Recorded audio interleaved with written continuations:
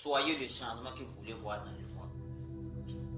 Gandhi a dit, soyez le changement que vous voulez voir dans le monde. Parce que si vous voulez que le reste du monde change et que vous ne changez pas, il y a un vrai problème. Vous n'aurez pas si votre temps à vous plaindre. C'est un peu comme ce qui se passe en Afrique maintenant. Toute la jeunesse ont les yeux rivés sur la France, sur nos présidents. Ils gèrent mal le pays, la France nous pille. Mais qu'est-ce que nous-mêmes nous faisons pour sortir de ce trouble? Nous sommes colonisés dans nos cerveaux. Le français, le petit français, il se loge ici dans nos cerveaux, ici, il est là, le petit cerveau, il est là. Et le petit français, il est là, dans le cerveau.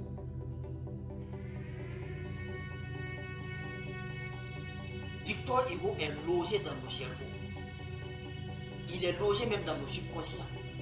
Jusqu'à ce que nous faisions des gestes même, sans le comprendre. On se comporte comme Victor Hugo sans le comprendre. On se comporte comme Macron sans le comprendre. On se comporte comme Marine Le Pen sans le comprendre. On se comporte comme des Français sans le savoir. C'est automatique. Aujourd'hui, nous sommes là en train de dire France, il faut quitter l'Afrique. La France faut quitter l'Afrique. Mais est-ce qu'il a quitté dans vos têtes?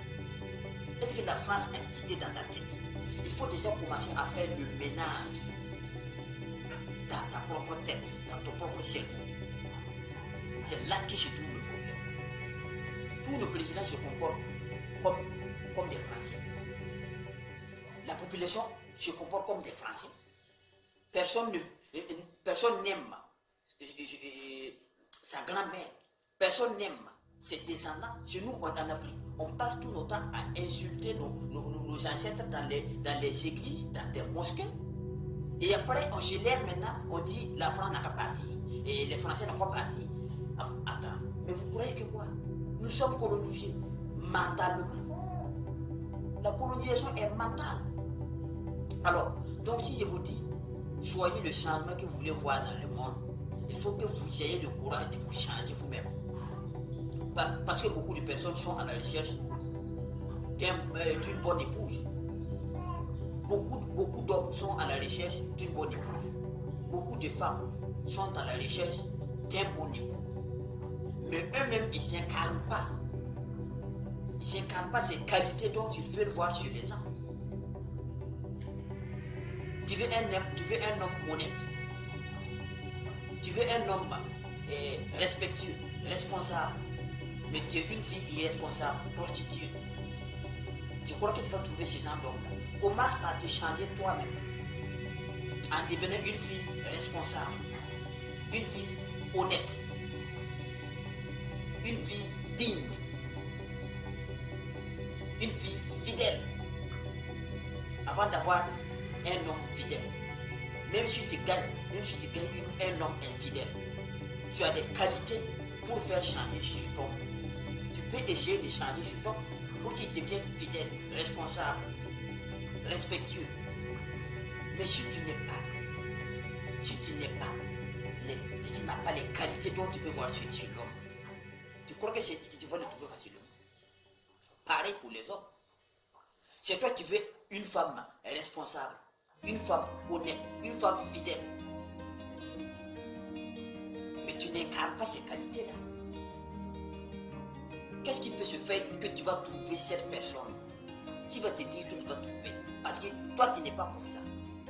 Alors que qui se ressemble, ça semble. Ceux qui aiment coucher avec les putes, tu vas toujours te promener devant les chambres noires, devant les chambres de passe, à côté là où il y a des maquis, là où il y a beaucoup de putes. Tu vas te promener là-bas, les maquis, les boîtes de nuit. Mais ceux qui veulent des bonnes filles, des filles honnêtes, fidèles, ils cherchent où ils vont trouver ça. C'est dans les maisons. Tu vas les trouver chez son père. Tu ne peux pas les trouver n'importe où ailleurs. Tu ne peux pas les trouver au hasard. Soit il est en train de partir à quelque part et tu le croises, soit tu vas le croiser à côté de la maison de son père. Si ce n'est pas ça, tu vas le trouver dans les maquis. Une fille fidèle, honnête, responsable. Tu vas le trouver dans une boîte de nuit, en train de danser à moitié nu. C'est impossible, mon frère. Tu es en train de chercher le pape au Burkina. C'est que tu ne trouveras jamais le pape au Burkina. Il est à Vatican, tout précisément en Italie. Vous comprenez? Soyez le changement que vous voulez voir dans ce monde. Il ne suffit pas de se plaindre. Ah ouais, le président ne fait pas ceci, il ne fait pas cela. Le gouvernement ne fait pas ceci, il ne fait pas cela. Sois déjà le changement dont tu veux que le président soit. Commence d'abord par être un citoyen honnête, respectueux, responsable, fidèle.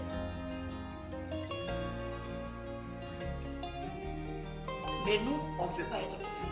Nous sommes dans les sales draps et nous voulons que quelqu'un d'autre soit bon. C'est possible. Il est facile de dire non, c'est comme ça, il doit faire comme ça, il doit procéder comme ça, il doit faire comme ça normalement. Mais toi-même, tu ne fais pas ça. Est-ce que c'est normal? Est-ce que ce que tu fais est normal? Il faut déjà commencer par faire le ménage dans ta propre maison. Tu n'arrives même pas à gérer bien ta famille. Certains même n'ont pas de famille. C'est lui seul et son anus. Manger à l'échier. Mais il n'arrive même pas à bien prendre soin de son propre corps. De son propre corps. Et c'est lui qui se bavard, qui se promène pour insulter les autres, pour dénigrer les autres, pour montrer aux autres comment il faut faire. Darren Hardy a dit, ne demandez pas conseil à quelqu'un avec qui vous n'aimerez pas échanger votre place. Si tu vas demander un conseil de couple à un célibataire, tu es dans un trou, il va te pousser directement dans le trou parce que lui ne me connaît pas. Si tu vas demander un conseil de vie à un irresponsable, à quelqu'un qui ne sait même pas là où il va te pousser dans le même trou d'où il parle, dans le même trou, dans la même route où il est là, c'est là-bas il va t'amener, parce qu'il ne connaît pas d'autre. Donc, savez-vous que, est-ce que nos dirigeants sont le reflet de nous-mêmes? Nos dirigeants africains sont les reflets de leur population. N'importe quelle personne que vous allez mettre là-bas, il sera la même. Vous savez, au temps de Thomas Sankara, il a souffert parce que il a dû combattre ses propres ennemis au sein de sa propre maison. Des personnes qui sont proches de lui, il a dû les combattre mentalement, spirituellement, physiquement. Parce qu'il y en a qui veulent saboter ce que tu es en train de faire. Il y en a qui n'aiment pas ce que tu es en train de faire. Quand tu fais du bien, tu es en train de faire du mal à beaucoup de personnes. Donc, ce que j'aimerais demander à la jeunesse africaine, c'est que nous ouvrons les yeux, nous changeons de paradigme. Il ne faut pas paraître, il faut être. Moi, j'ai quitté là-bas il y a longtemps. Vous ne savez même pas ce que vous voulez, mais vous voulez que quelqu'un vienne vous sauver. Il n'y a personne dans ce monde-là qui peut venir te sauver. Si toi, tu n'as pas décidé d'être sauvé. Si tu n'as pas décidé de sortir dans le trou qui est là, on va venir te donner un échelle. Et on te dit, mais pourquoi tu ne sors pas? On ne te montre pas comment il faut faire pour sortir. Si on t'amène même un échelle, c'est que tu as eu la chance. Sinon, on va décider, mais pourquoi tu as fait pour tomber dedans? Attends, pourquoi tu as fait pour tomber dans le trou? Au lieu de te sauver là, ils vont te demander d'abord pourquoi tu as fait pour tomber dans le trou. C'est surtout beaucoup de Burkinabés et beaucoup d'Africains sont. Au lieu de te sauver, ils vont te demander pourquoi tu es tombé dedans. Ça veut dire, c'est difficile. C'est très difficile. Si nous ne changeons pas notre manière de voir les choses, je vois déjà, il faut que nous décolonisions nos têtes. Au lieu d'aller insulter nos grands-parents, nos ancêtres dans les églises, les mosquées là, soyons des vrais fils d'Africains. Soyons des vrais Africains, des vrais descendants. Nous sommes en train de nous pomader. de nous dépigmenter. Les filles sont en train de se dépigmenter pour ressembler aux blancs. Ce n'est pas ce que nous devons faire. Nous devons copier la mentalité qu'ils ont sur eux. Nous devons copier le train de développement qu'ils ont sur eux. Ce qu'ils font pour se développer là, c'est là que nous devons aller copier. Nous devons chercher à avoir leur pensée, avoir leur connaissance pour pouvoir développer notre continent. Au lieu d'aller nous dépigmenter, nous dépenser. Si tu vois Cristiano Ronaldo qui a acheté un chaussure Gucci, tu vas acheter un chaussure Gucci. Si tu vois Cristiano Ronaldo qui a acheté un chaussure Gucci, tu vas acheter une chaussure Gucci. Si tu vois Lionel Messi qui porte un tricot Adidas, tu vas aller acheter un tricot Adidas. Tu veux ressembler au lieu d'être. Il faut être au lieu de vouloir ressembler. Beaucoup de personnes vivent dans le malheur aujourd'hui parce qu'ils voient leurs voisins en train d'acheter une voiture. Lui, il va aller s'endetter pour acheter une voiture. Au lieu d'aller voir son voisin et acquérir la connaissance de son voisin, acquérir la manière de penser de son voisin pour avoir lui-même une manière de penser comme son voisin. Il veut juste ressembler. Si son voisin achète un habit, il va acheter ce même habit. Si son voisin achète une moto, il va acheter une moto. S'il construit une grande maison, lui, il va aller s'endetter pour construire une grande maison. Après, ton voisin avance, toi, tu t'enfonces dans le trou. Après, tu dis c'est Dieu. C'est pas Dieu. C'est toi le problème. Essayez de changer notre manière de voir les choses, notre manière de vivre. Soyons nous-mêmes.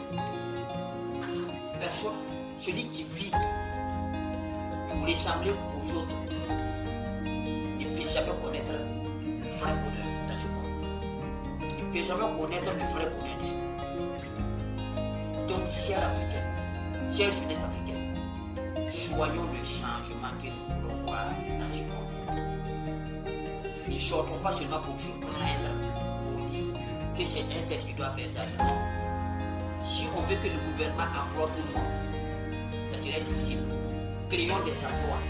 Mais si nous prenons de l'argent juste pour aller acheter des motos, juste pour aller acheter des véhicules, juste pour aller acheter des vêtements pour impressionner des filles, pour impressionner des garçons, nous allons toujours rester dans notre pauvreté. Même pendant 600 ans à venir, nous serons toujours dans la pauvreté. Il faut savoir qu'il y a un moment où nous devons vivre pour nous-mêmes, au lieu de vivre pour les autres. Voilà. Donc, moi, je me nomme Albert Yiboudo. Et ça me ferait plaisir que ensemble, nous essayons tous de changer la vision que les gens ont de notre Afrique. Parce que la clé du 21e siècle,